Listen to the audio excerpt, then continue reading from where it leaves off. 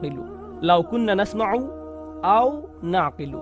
আর আরবিতে আও অর্থ অথবা, যদি আমরা শুনতাম অথবা বিবেক বুদ্ধি প্রয়োগ করতাম, অর্থাৎ যদি শুনতাম অথবা অন্তত পক্ষে চিন্তা ভাবনা করতাম। কথাগুলো এভাবে উপস্থাপনার পেছনে শক্তিশালী উদ্দেশ্য রয়েছে। একদিকে মুসলমানরা কিছু শুনলে সেখান থেকে কিছু শেখার চেষ্টা করবে। আমরা খুতবা শুনি, রিমাইন্ডার শুনি, লেকচার শুনি, কিছু পড়লেও আমরা ওইখান থেকে শিখি। এগুলো থেকে আমরা উপদেশ গ্রহণ করে থাকি এবং হতে পারে এগুলোর আলোকে নিজের ভালোর জন্য নিজের মাঝে পরিবর্তন আনি। অন্তত পক্ষে প্রত্যেকের মাঝে পরিবর্তনের চেষ্টা থাকা উচিত।